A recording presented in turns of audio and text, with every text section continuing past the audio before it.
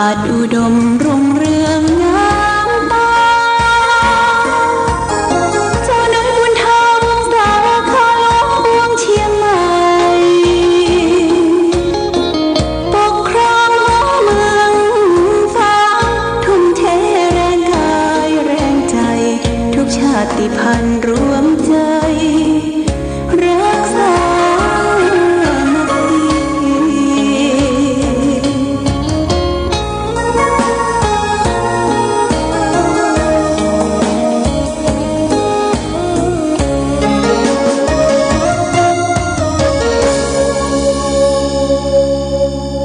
เจริญสุขศรัทธาสาธุชนญาติโยมท่านพุทธบริษัททั้งหลายวันนี้รายการธรรมะประทีปส่องต่างก็ได้มาพบปะกับพ่อแม่พี่น้องศรัทธาสาธุชนญาติโยมแห่งครั้งหนึ่งวันนี้เป็นวันอาทิตย์ที่16เดือนตุลาคมพุทธศักราช2565ซึ่งตรงกับเดือนเกี่ยงเหนือเดือน11ใต้แรม6ค่ำญาติโยมวันนี้เป็นวันหยุดการหยุดงานก็เข้าใจว่าฟ้าฝนคงจะตกหยุดกันละนะก็ท้องถิ่นอากาศก็ดีขึ้นหนาวอับพับญาติโยมคำว่าหนาวอับพับนี่ก็คือยังมาหนาวแต้เตี้ยแต่ว่าก็ตั้งแต่เช้า6 โมงนี่ญาติโยมนะก็เดินทางไปเชียงใหม่เพื่อไปร่วมประกอบพิธีสามิจิกรรมคารวะพระผู้ใหญ่ในจังหวัดเชียงใหม่ก็เดินทางตั้งแต่6 โมงเช้าในช่วงที่อยู่ในเขตป่าชัยปราการเชียงดาวแม่แต่เนี่ยหมอกอุ้มเลยญาติโยมแต่ว่าหมอกอุ้มแล้วก็ตอนเช้าก็ไปแวะฉันเกาเหลาที่แม่แตงเสร็จแล้วก็ไปที่วัดสวนดอกวัดสวนดอกนี่ก็คือวัดเจ้าคณะอำเภอเมืองเชียงใหม่โดยท่านเจ้าคุณพระราชมุนีท่านอาจารย์เจ้าคุณมหานิมิตรได้นิมนต์ไว้เป็นประจำจะเข้าวาษาออกวาษาเดือนปีใหม่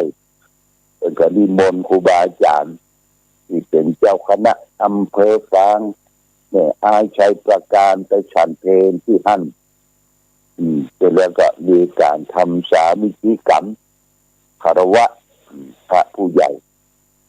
แล้วก็ไปพบกับครูบาอาจารย์หลายรูปท่านเจ้าคุณประเทศมังคลาจารย์รองเจ้าคณะจังหวัดเชียงใหม่วัดท่าตอนก็ไปสมทบกันเสร็จแล้วก็ไปที่วัดสวนดอกญาติโยมวัดสวนดอกวัดสวนดอกที่วิหารหลวงเพิ่งจะจัดพิธีทำสามิจิกรรมคือเจ้าคณะพระสังฆาธิการเจ้าคณะอำเภอที่ปรึกษาอำเภอที่ปรึกษาจังหวัดเจ้าคณะตำบลเพิ่นจัดขึ้นนั่งแบบเก้าอี้นะญาติโยมเนี่ยเก้าอี้จะคือนั่งผ้าเพศจะคือนั่งผ้าเพียบเพราะว่าครูบาอาจารย์ทุกเจ้าพระสงฆ์เอาถึงวันนี้จะบางรูปบางตนก็หัวเข่าบดีข้อแข้งบดีนั่งเก้าอี้ย่อมแข้งทางวัดพระสิงห์เป็นกระจัดไว้เรียบร้อยพอถึงเวลา13 นาฬิกากับ15 นาทีหลวงพ่อพระเทพปริยัติเจ้าคณะจังหวัดเชียงใหม่ก็เดินทางมาถึงจะได้ประกอบพิธีกรรมสัมมาคารวะพระผู้ใหญ่ที่ปรึกษาจังหวัดรองจังหวัดเสร็จสับเรียบร้อยแล้วก็ประมาณ2 โมงครึ่ง เสร็จพิธีญาติโยมแล้วก็มีการประชุมเกี่ยวกับเตรียมสอบเตรียมหยังก็จะมีสอบเป็นครั้งหนึ่งเนี่ยสำหรับพระเดนเฮานี่จะสอบนักธรรมชั้นโทนักธรรมชั้นเอกประมาณวันที่7 8 9 เดือนพฤศจิกายนนะ7 8 9 เดือนพฤศจิกายนจะมีการสอบนักธรรมตรีนักธรรมโทก็สอบอำเภอฝ่ายอำเภอมันญาติโยมนักธรรมโทธรรมเอกแล้วก็ธรรมศึกษาสำหรับเด็กๆเยาวชนก็จะได้สอบธรรมศึกษาเสร็จพิธีจะประชุมกันแล้วก็3:15ก็ออกจากทรัพย์สินจะเดินทางกลับญาติโยมไปแวะเยี่ยมนาย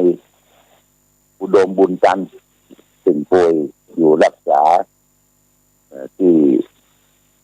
โรงพยาบาลนครพิงค์พร้อมด้วยกับแม่ติ๊บบุญจันทร์ซึ่งเป็นแม่อุดมก็ไปรับกลับกันมาที่ฝางมาถึงฝางนี่ก็ประมาณ2 ทุ่มญาติโยมนะเกือบจะ2 ทุ่มเมื่อคืนที่แล้วมีงานที่วัดหัวฝายก็ไม่ได้ไปบอกคือท่านพระครูประจักษ์จิตจานุยุทธรองเจ้าวาดได้ไปร่วมทำบุญปล่อยเทียนวัดหัวฝายอันนี้ก็แจ้งคือญาติโยมท่านสาธุชนทั้งหลายแต่ว่าก็ได้เปิดเทศเปิดอย่างให้ฟังนะเปิดเทศเปิดอย่างให้ฟังวันหยุดแต่ว่าวันเสาร์นี่ครับก็หยุด1 วันก็บอกผ่านไปยังคุณระพีพันธ์เครือโยหรือเจหลัน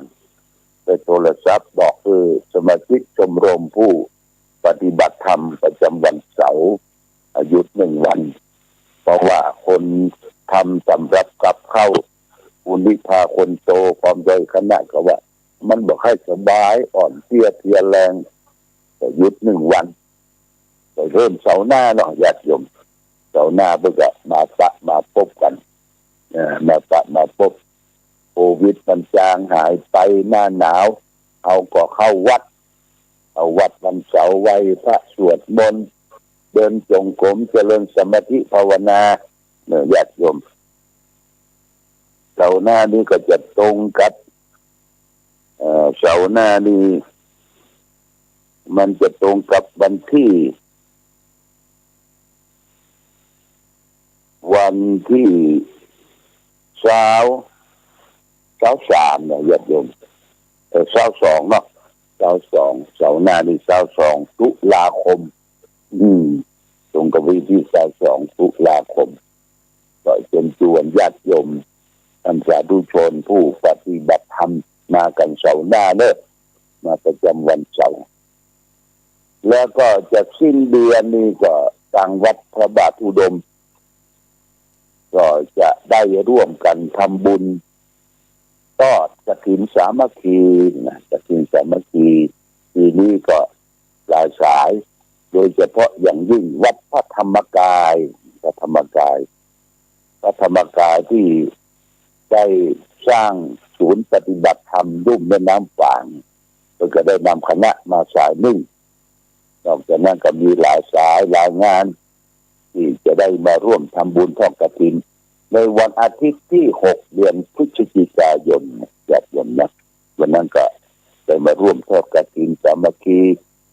เอาแบ่งเป็นกองญาติโยมกองละ500 บาทก็ตั้งเป้าไว้ว่า 2,565 กองเท่ากับพศกองละ500 บาทก็มีญาติโยมที่ได้ร่วมบุญร่วมกุศลบางที่บางแห่งก็เอาซองไปแจกวันนั้นมีการประชุมกำนันผู้ใหญ่บ้านจะได้ฝากซองท่านปลัดอำเภอปลัดอาวุโสไปแจกกำนันผู้ใหญ่บ้านซองนั้นก็ได้เก็บรวบรวมไว้ที่บ้านประหลวงทวีศักดิ์สุทธเสนาหมู่บ้านหมู่3ผมว่าเก็บรวบรวมมาแล้วหลวงพ่อ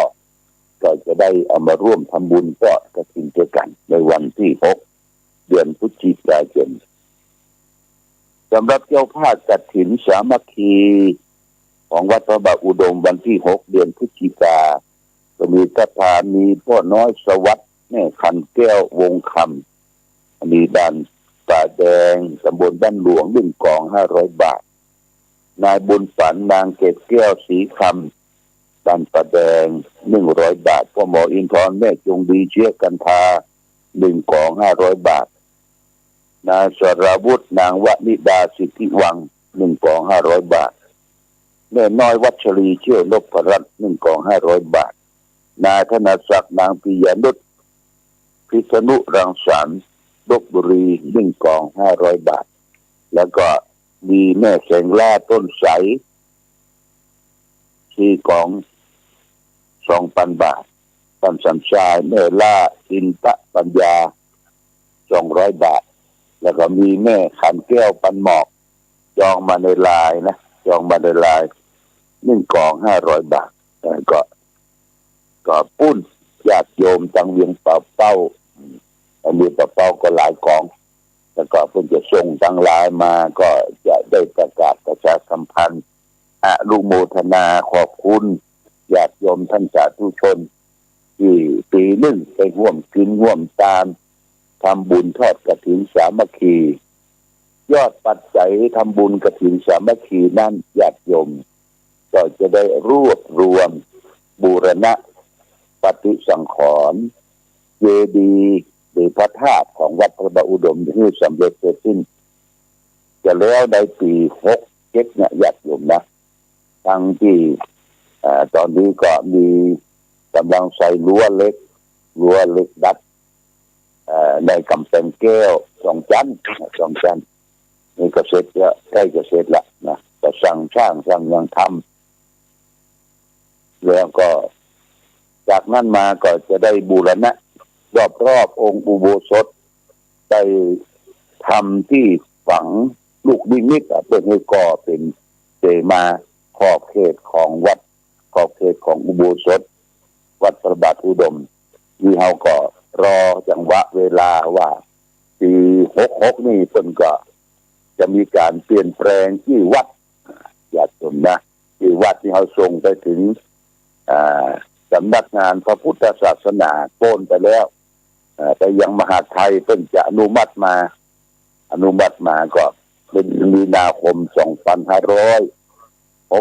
นี่เปลี่ยนชื่อวัดว่าวัดพระพุทธบาทอุดมญาติโยมนะวัดพระพุทธบาทอุดมเขาก็จะได้ฉลองที่วัดฉลองเจดีย์ฉลองอาคารสถานที่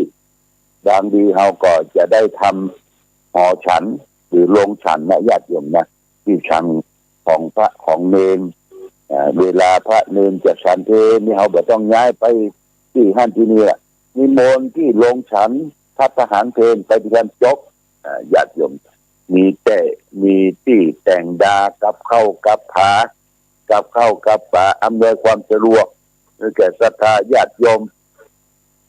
เวลาเอาไปถวายทานบางทีไปมันมีสถานที่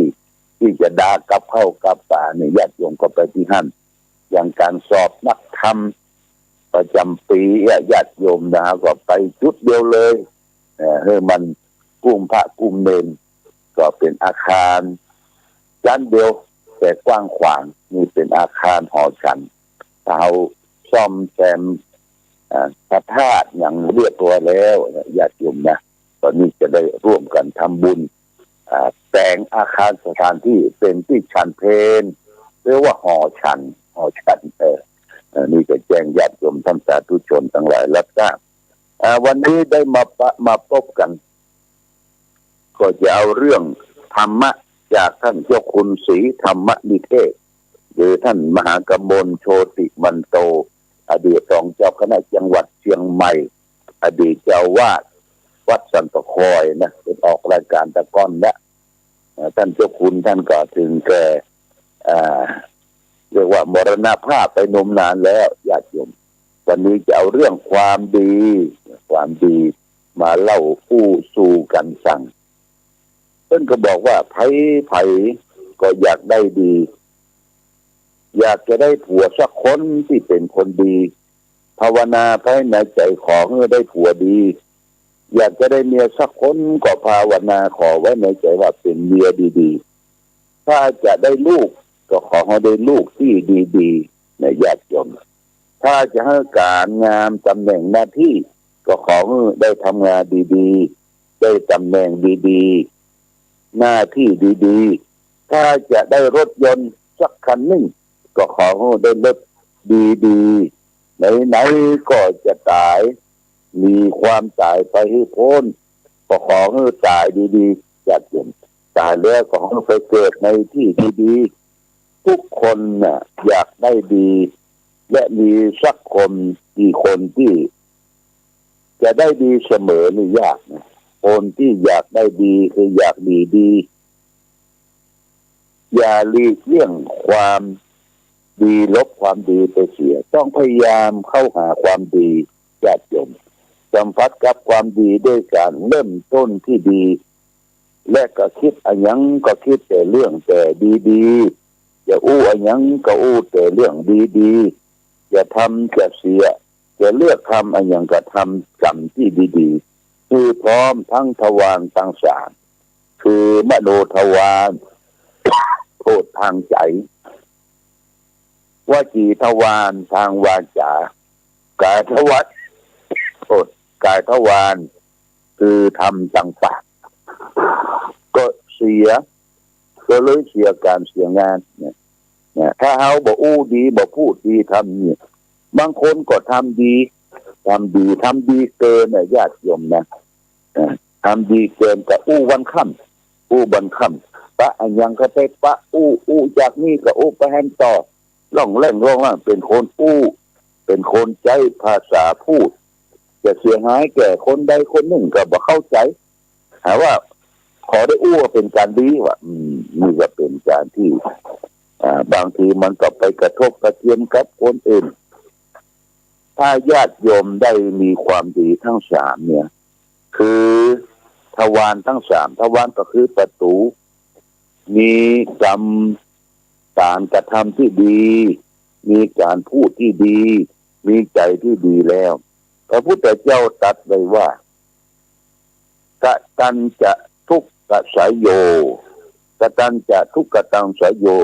ทำความดีต้องอันประเสริฐกว่าทำแต่ความดีได้ชื่อว่ามนุษย์ดีบุกเปรียมเป็นมนุษย์ที่ทุกคนเนี่ยแล้วแต่ดีบุกจะกลายเป็นทองคำในต่างหน้า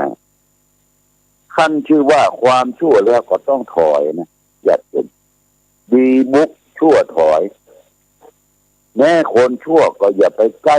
อย่าไปคบค้าสมาคมกับคนชั่วอย่าเอาคนชั่วมาเป็นมิตรเป็นสหายเพราะคนชั่วย่อมแนะนำไปในทางเสียหายเช่นว่าแนะนำไปเล่นการพนันเป็นต้นแนะนำไปกินเหล้าเมายาแนะนำไปเที่ยวกลางคืนแนะนำไปเป็นนักเลงผู้หญิงเนี่ยเป็นคนชั่วแล้วต้องทำแต่ความชั่วแต่ต้องอย่าไปใกล้อย่าไปเกี่ยวตั้งหน้าตั้งตาทำแต่ดีคบแต่คนดีเมื่อทำดีเป็นนิสสินแล้วอันยังในชีวิตเราก็ดีหมดเพราะมีดีอยู่ในตัวดีเป็นแม่เล็กดูดเอาคนดีมาเป็นพวกดีดูดเอาผัวดีเอาเมียดีเอาลูกดีเอาการงานดีหน้าที่ดีตำแหน่งดีจะได้อันยังก็โดยแต่โชคดีได้แต่ของดีๆจะเป็นชีแก่ตัวจะเจ็บจะป่วยสักเสื้อสักทีก็จะได้มีความดีคนดีมาช่วยจะตายทุกทีก็เวลาตายไปแล้วก็ไปสู่ที่ดี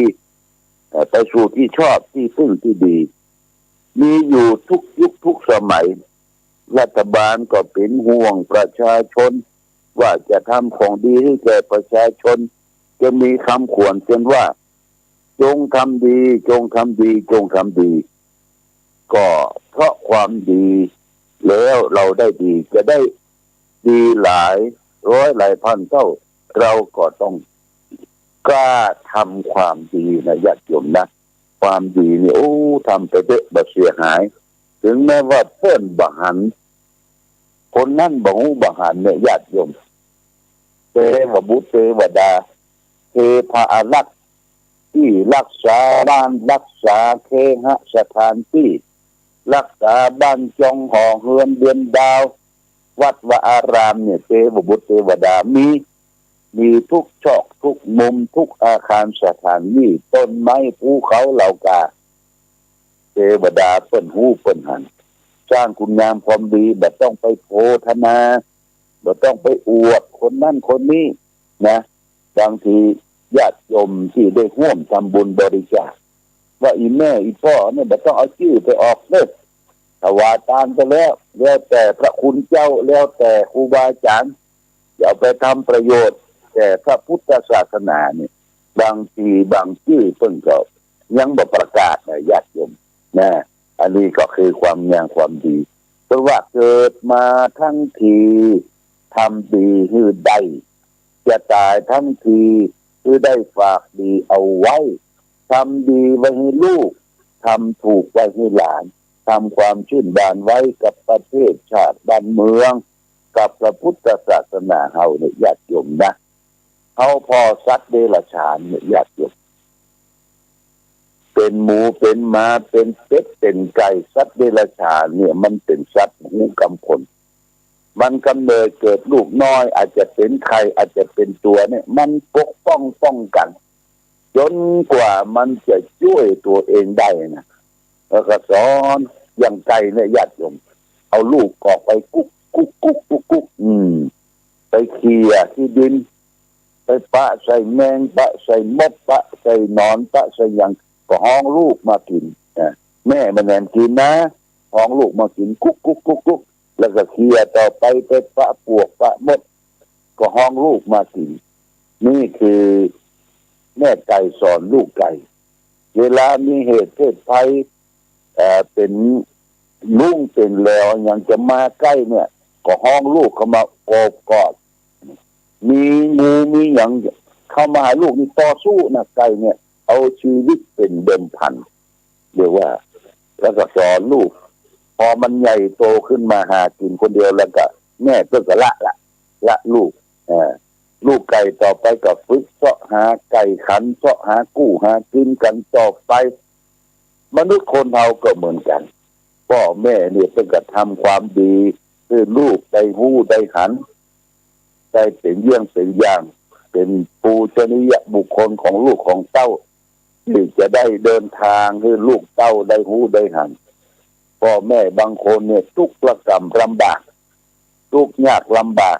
เลี้ยงลูกเลี้ยงเต้ามาเกินโลก็มีญาติโยมโลก็มี12 คนบางทีก็อดกันอดอยากลำบากแต่มีความดีที่ลูกได้หู้ได้หัน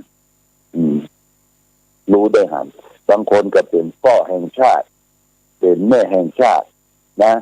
เป็นพ่อที่ดีเป็นแม่ที่ดีให้ลูกได้หู้ได้หันส่งลูกเต้าจบร่ำเรียนการศึกษาจะรับปริญญาพ่อแม่บางคนก็ยังบ่รู้หนังสือนะหนังสือหนังหานี่บ่จบบ่รู้แต่มีความสามารถส่งลูกส่งเต้าได้จบการศึกษาได้ห้ามได้เรียนก็เพราะความดีของท่านมีความขยันมีความซื่อสัตย์มีความมัธยัสถ์อดทนต่อสู้กับชีวิตเอาชีวิตเป็นเดิมพันอันนี้เพราะความดีเพราะฉะนั้นตัดโยมให้ทำความดีไปนะทำเล็กน้อยวันนี้เราจะทำความดีอย่างพ่องเช่นว่าเราเดินไปตามถนนหนทาง